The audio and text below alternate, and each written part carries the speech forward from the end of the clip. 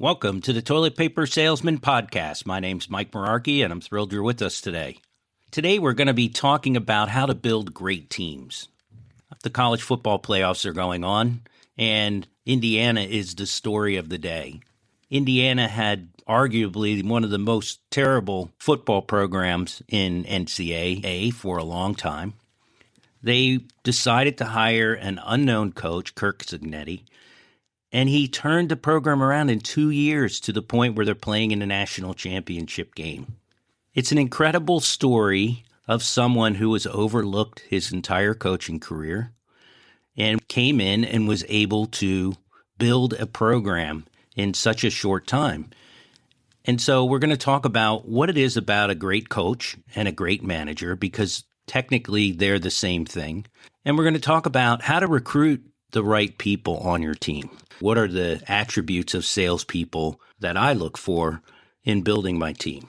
So let's talk about the coach first, because the coach matters, obviously. Another great example of this is Cael Sanderson. I don't know if you follow wrestling, but if you follow wrestling and you Google Penn State wrestling, you're going to see Cael Sanderson. Was an incredible wrestler, went, I believe, 149-0. And then was at Iowa State and was coaching and having some success and decided to come over to Penn State. Now, Penn State sits right in the middle of arguably the best wrestling state in the country, which is Pennsylvania. But the team had been mediocre for years. I think the last championship they won was in the 50s. Mediocre. They'd get to the national championship. They'd take a couple of people, but really didn't do much. They weren't considered a powerhouse.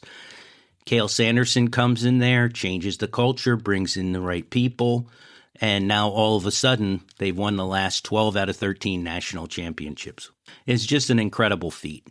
Well, what did they do? How do they do that? And so when you think about coaches and managers, because you can have the best salespeople in the world, but if you don't have a good manager, they're not going to perform. Because I think a lot of businesses and owners look at their team and they go, well, my team's not performing. Okay, well, it could be your team. It could be the individual players. There's a lot of factors that go into it. But I would look at the coach first. I would look at the manager first. Who's managing these people and how are they managing them? And are they getting the most out of their people? And so what is it about a good coach? Good coaches work from the bottom up. We talk about an upside down pyramid. Great coaches are at the bottom of the pyramid. And their job is to help and support their team members. Great coaches break down barriers to help their people be successful. As a manager, my job is to break down all the barriers I can so that my salespeople can be successful. If I'm doing that, that helps them a lot, and it helps them psychologically. It helps them in many other ways to drive success. Great coaches don't micromanage. They allow them to be themselves and work the way they work. As long as it's effective, as long as they're gaining results, there's no need for a manager or a coach to micromanage their employees. Give them the task, let them do it. If there's issues that need to be addressed, if they're not doing something correctly or they need to make adjustments, great, help them. Great coaches fight for their team. They go to bat for them. They're their advocate. It's a big deal because to know you're supported by your manager, to know they're going to go to the wall for you, helps you to go and do what you need to do to be successful. Great managers make it fun. They add in elements to make it fun. If you talk to Cael Sanderson's wrestlers, these guys are national champions. They're the world champions. He's got the best of the best in there. They all say one thing: it's fun. They're having fun. If you can make it fun, the work becomes easy. If your salespeople don't dread coming to work every day, if you make it light and fun, then they're going to give you their best. Great coaches get their hands dirty. They're willing to dig in. When the times get tough, they dig in and they go to work, and they're willing to stand side by side with you and work as hard as they can to help you to get the results you need. Great coaches put their people in places to succeed. In other words, they look at their team members' sales abilities and skills and put them in a position to succeed. Not everybody is the same. You have to assess the strengths of each person and put them in a position to succeed. Bill Belichick was famous for this. Put somebody in a place to succeed and have them do their job. And if they do their job and they do the things they love to do and they're really good at it, then they're going to have success. You can have an all-pro center, and if you put them at running back, they're not going to be very successful, even if they're an all-pro center. But if you put them at center, now you get the most out of them. And that's really what you need to do in looking at your team. You need to take your team members and put them in the best place to succeed. You need to ultimately help them get from point A to point B, both personally and professionally, whatever that means from them. You need to help them to continue to grow as a person and grow as a business person. Finally, you have to teach them how to be winners. I remember when I was on a wrestling team in 7th grade, I was on a junior high school wrestling team, and we didn't win a match all year. And then we moved, and I got a different coach. And we had a scrimmage, and we won the scrimmage. And the coach came over to me after the match, and he said, "How does that feel?" And I said, "How does what feel?" And he goes, "How does it feel to be a winner?" Just that statement alone changed my whole mindset is now, oh, I'm a winner. Instead of losing every match, instead of being a loser, now he's already planting seeds in my head that I'm a winner. Great managers teach their salespeople how to be winners, how to win, and how to celebrate those wins. They celebrate with them. They celebrate those victories. The salespeople come to them when they have a victory, and you celebrate together. That's huge because that helps them to understand that the winning part of it is the gravy, is the trophy, is the thing that gives you the satisfaction of the job. So how do you find great salespeople? What is it about a salesperson that you look for or that I look for? I look for somebody with high capacity. I like a salesperson who has a lot of things going on. They're doing a lot of things. They're involved in a lot of things. They do extracurricular activities. They can juggle a lot of balls at the same time. In our business, in the distribution business, that's really important because we have so much going on in our business at the same time. There's so many things to handle. Someone who has high capacity, they're able to handle all of those balls at the same time. They're able to juggle a lot at the same time. When I look at a resume, I look at what their past successes are.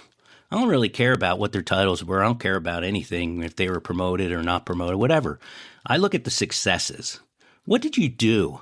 How much did you grow sales? How many new accounts did you open? Did you win any awards? What's the growth look like? Because someone who is a high performer is going to show stats. And that Curt Cignetti says that when he looks in the portal. Indiana has just a handful of 4- and 5-star recruits. They're all 2- and 3-star recruits, and they're in the national championship game. Why? Because Curt Cignetti looks at stats. He's taking players and bringing players in from the portal who have high stats. Because if they performed at one level, if they have the physical skills, and obviously you have to look at that too, then they're going to perform it the same at the next level because they're high performers. They're used to succeeding.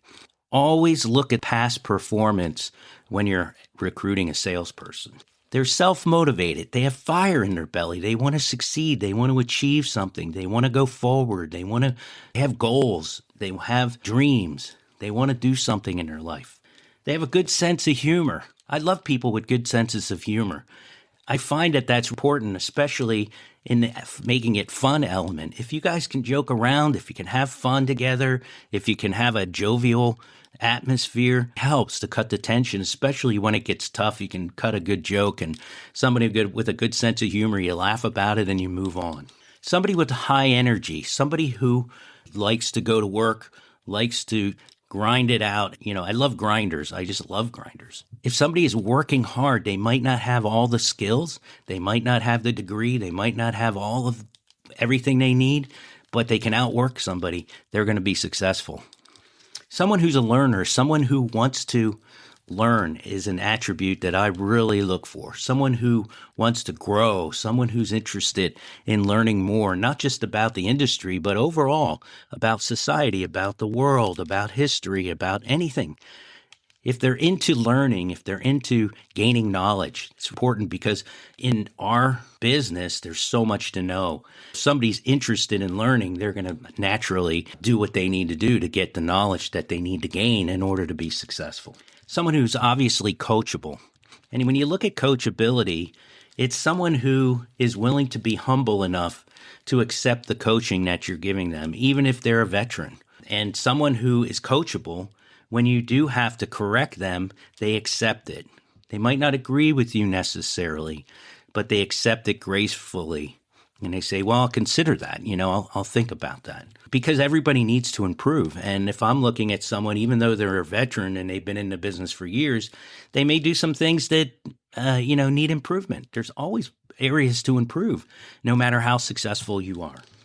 Someone who is undervalued, someone who's never gotten the accolades in their life. They've never been given the credit they deserve for the job that they do and the hard work that they do.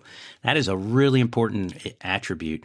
And again, Coach Signetti has done that. He pulls these people out of the portal, and these are people who are undervalued. These are people who have never gotten the recognition, but they know they're good enough. For whatever reason, they just haven't had the spotlight that some of the other 4 and 5 star players have gotten.